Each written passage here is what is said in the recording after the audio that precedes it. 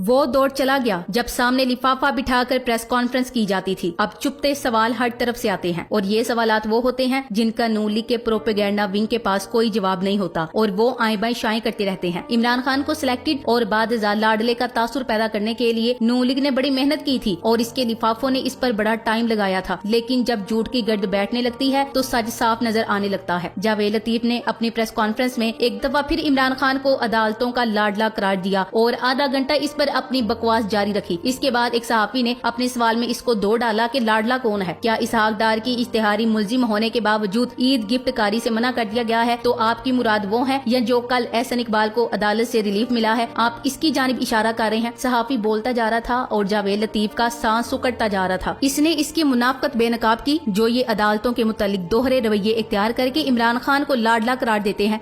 आपने फिर भी नाम नहीं लिया। लाडला कौन था? जो प्लेटर्स के बहाने चले गए या कुछ और था? कुछ नाम तो लेना किसी का। आपने खून रेजी की बात की, मॉडल टाउन आपके सामने है। अदालतों की बात की तो सुप्रीम कोर्ट पे हमारे सबके सामने है। अब कुछ बताएं तो सही, कौन लाडला है, रिलीफ किसको मिल रहा है? सवाल है या तकरीर है? सर मुझे मैं सबसे पहले वो जो मॉडल टाउन की आप बात कर रहे हैं, अदालत पे दबाव डालकर इमरान खान को नाअहल करवाने की नून लीग और दीगर शियोखो बुजुर्ग की कोशिश निस्तो नाबूद हुई तो फिर से अदालतों पर तबसरा शुरू कर दिया गया कि इमरान खान तो इनका लाडला है। वही अदालतें जो रात को 12 बजे इमरान खान के खिलाफ नोटिस लेती हैं, वो अदालतें जिन्होंने 9 अप्रैल को इमरान खान से हुकूमत छीन कर इनके हवाले की, वही अदालतें जिन्होंने कासिम सूरी की रूलिंग को गलत करार दे दिया, वही अदालतें जिन्होंने इमरान खान की असेंबली तोड़ने के हुक्म को मनसूख किया, वो अदालतें जो इमरान खान हुकूमत के दौरान ईवान की कार्रवाई पे असरअंदाज हुई, वही अदालतें जिन्होंने पीटीएम की हुकूमत बनने के लिए राह हमवार की, वो अदालत जिन्होंने आज तक रंज ऑपरेशन की तहकीकात नहीं करवाई और सदर पाकिस्तान का रेफरेंस पिछले 4 माह से इनके टेबल पर पड़ा हुआ है, वही अदालतें जिन्होंने पंजाब में एक गैर कानूनी हुकूमत को कबूल किया और बाद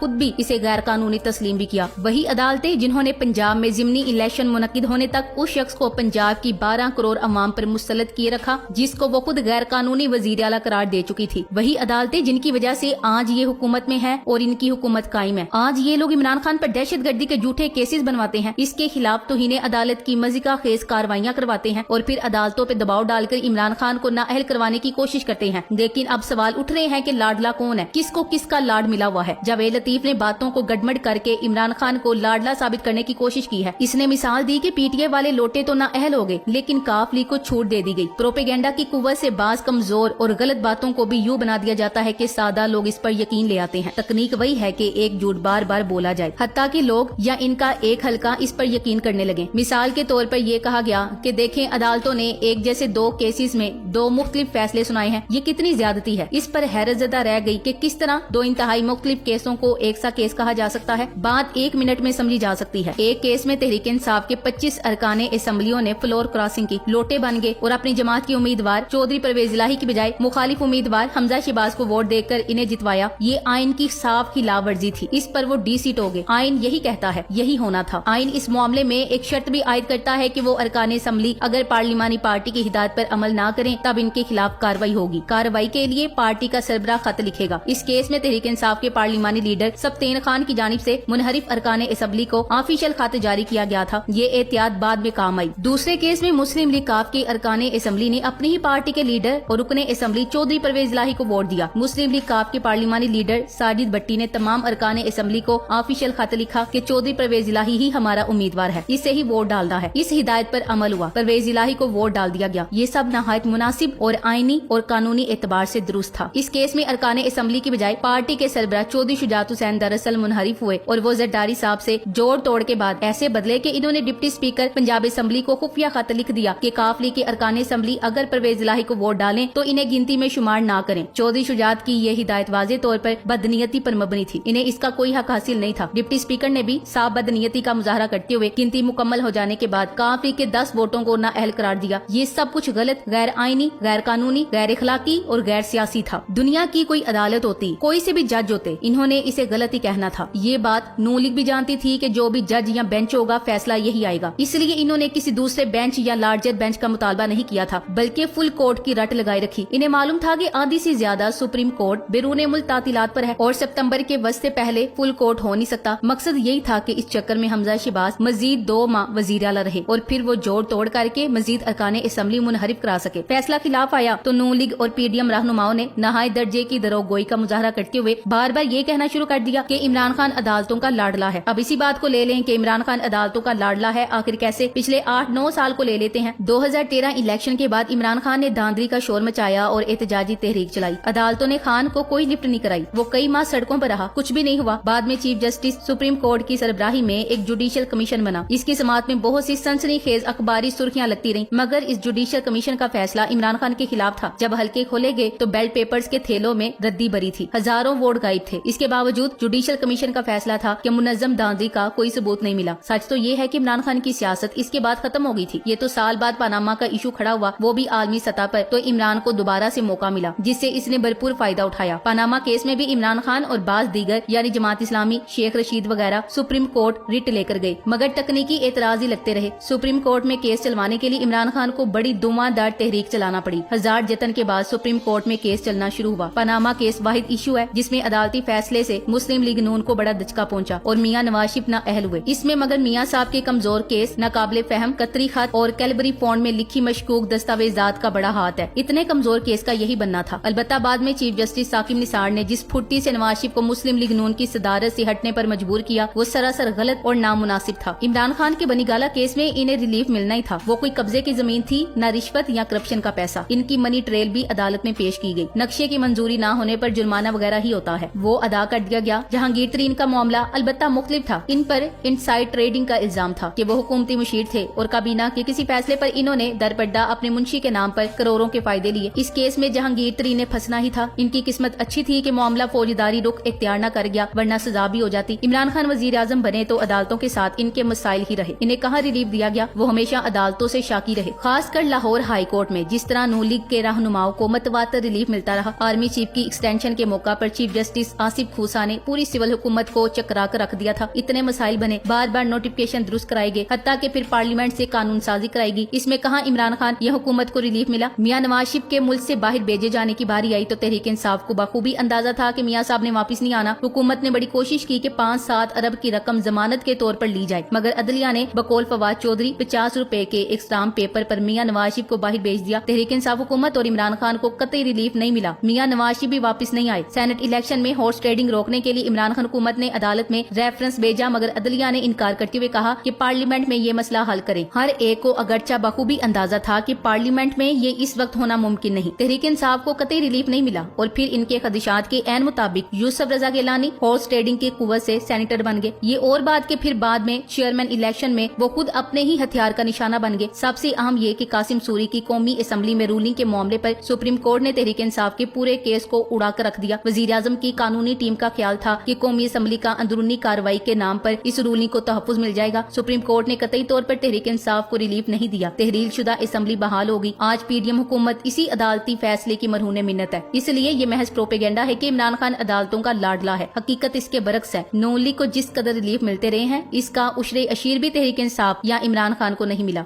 thanks for watching. Allah Hafiz.